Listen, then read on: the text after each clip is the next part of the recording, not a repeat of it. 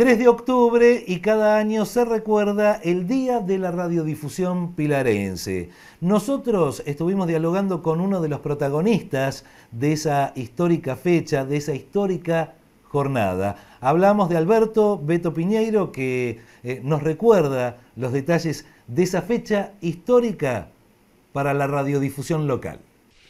Yo fui primer operador pilarense. ¿Qué tal? ¿Cómo están? Es un gusto en este nuevo aniversario, medio siglo y la yapa de una década más.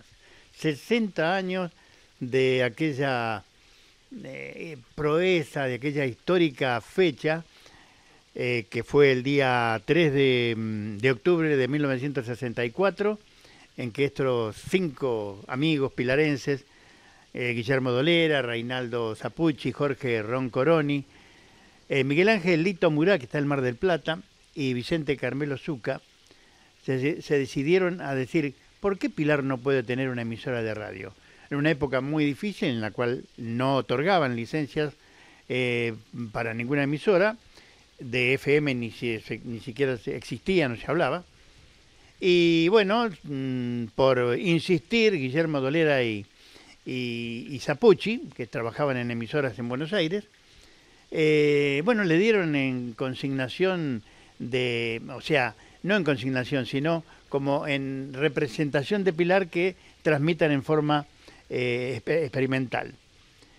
Había una posibilidad de tener licencias de radio en esa época, pero solo para emisoras de frontera, entre provincias, y de allí salió la emisora de Zárate, o en fronteras internacionales.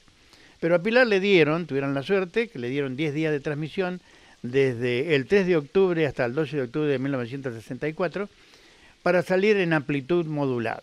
Ya era una emisora por aire, en 1440 kHz, bueno, en amplitud modulada. La emisora salió desde el Club Atlético Pilar, cedido gentilmente a tal efecto, durante todos esos días, y la posibilidad de escucharla estaba a larga distancia. Tuvimos reportajes hasta desde Montevideo, que se escuchó, desde Colonia también, y en el centro de Buenos Aires se escuchaba bastante bien.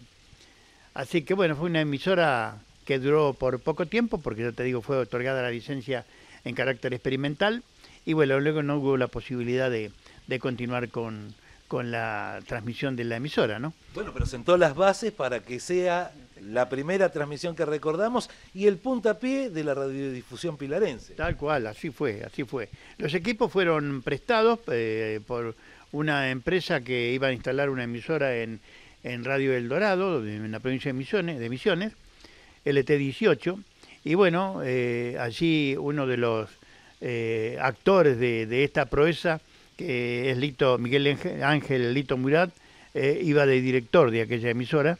Entonces él, bueno, en virtud del contacto que tenía con los directivos de esa nueva empresa que se lanzaba allí en El Dorado, provincia de Misiones, pudo conseguir en carácter de préstamo los equipos que eran marca Tramec, muy grandes, de color celestito, me acuerdo, muy grandes, muy pesados, para subirlos por la escalera del Atlético hasta el primer y segundo piso donde estaba el emisor. Yo la experiencia que tenía era, yo desde muy chico, desde los 12 o 13 años, me gustaba mucho escuchar radio.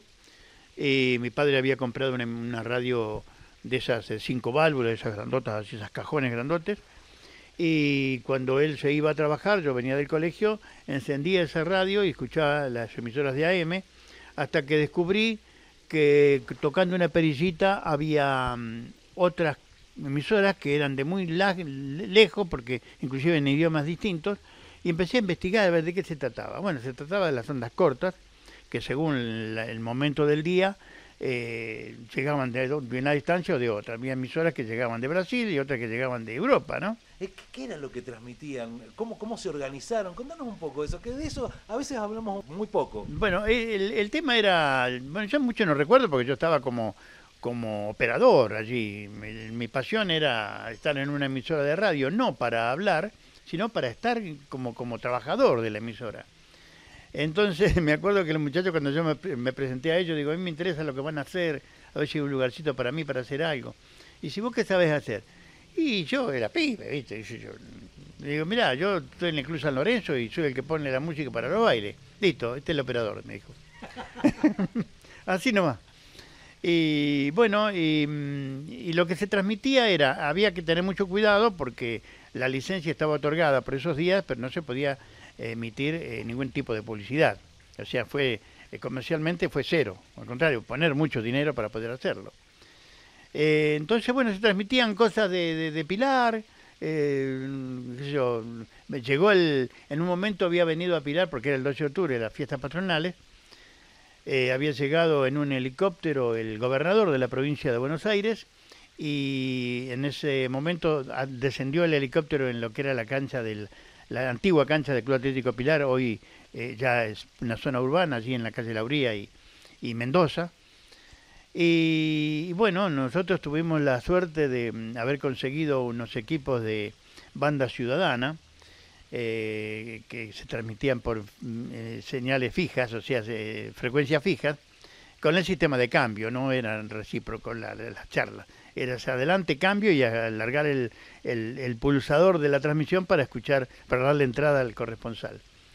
Y bueno, mediante ese tipo de equipos pudimos nosotros hacer la llegada y transmitir allí con un periodista en el Club Atlético cuando descendía. Era toda una cosa que parecía imposible, ¿no?, de que esté ocurriendo eso en Pilar. Y obviamente a través de los 1440 kilociclos se estaba escuchando por amplitud modulada en todas las radios del pueblo, en las transmisiones móviles. Con esos mismos equipos, bueno, fue un equipo móvil allá, o sea, a transmitir desde ese lugar. Me acuerdo que fue la fiesta número 1, el lanzamiento, la Fiesta Nacional de la Flor. Se hizo en el Club Esportivo Escobar, allí frente a la estación del ferrocarril, y llovía torrencialmente ese día. Y bueno, los muchachos me contaban que yo estaba de operador acá recibiendo la señal y para mandarla al aire por los 1440, y dice que tuvieron que trepar por unas paredes para poder poner una antena que era esas verticales para poder llegar a Pilar. Así que la primera Fiesta Nacional de la Flor se transmitió, tuvimos la suerte de ser nosotros los primeros en transmitirla. Bueno, y lo bueno, Beto, que en este 2024 y ya hace algunos años también se ha tomado esta idea de recordar este día y de conmemorarlo y festejarlo. Claro, lo que ocurre es que en vida de Guillermo Dolera, que era el más fanático del tema, él lo hacía recordar él todos los años. Pero después, cuando faltó Guillermo, se había medio como apagado la cosa, y empezó la prensa a interesarse un poco más a ver de qué habla esta gente que no existía en esa época. ¿De qué habla esta gente? Y bueno, tomó impulso, yo calculo después de los 45, 50 años, del el medio siglo. A partir de allí ya tomó impulso, que hace unos 10 años esto se está hablando bastante, y por suerte, bueno, nombraron este día, como hoy es el día de la radiodifusión pilarense, todos los 3 de octubre, y bueno, y por lógica consecuencia, la semana de la radiodifusión pilarense. Hagámosla un poquito más larga también, ¿viste? Los festejos. Claro, yo como radiooperador, los fuertes de esto fueron Guillermo Dolera, Reinaldo Zapucci y Vicente Zucca, que ya no están más entre nosotros. Y bueno, quedan paraditos Jorge Roncoroni, que vive en la ciudad de Buenos Aires, y Miguel Ángel Lito Murat, que vive en el Mar del Plata.